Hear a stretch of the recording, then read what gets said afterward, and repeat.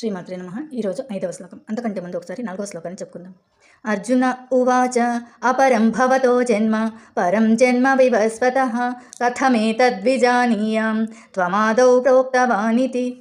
శ్రీభగవానువాచ బహూని మే వ్యతీతాని జన్మాని తవ చార్జున తాన్యహం వేద సర్వాణి నా త్వం వేత్థ పరంతప.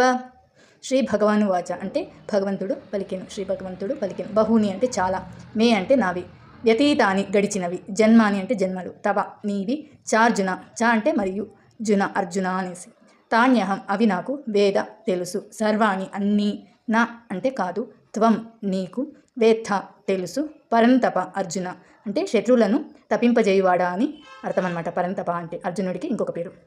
భగవంతుడు ఇలా అన్నాడు, మన ఇద్దరికీ ఎన్నో జన్మలు గడిచినవి ఓ అర్జున, నీవు వాటిని మర్చిపోయావు, కానీ అవన్నీ నాకు జ్ఞాపకం ఉన్నాయి ఓ పరంతప అనేసి భగవంతుడు ఇక్కడ అర్జునునికి చెప్తున్నాడు. శ్లోకాన్ని ఇంకొకసారి చెప్పుకుందాం. శ్రీ భగవానువాచ బహూని మే వ్యతీతాని జన్మాని తవ చార్జున తాన్యహం వేద సర్వాణి న త్వం వేత్థ పరంతప.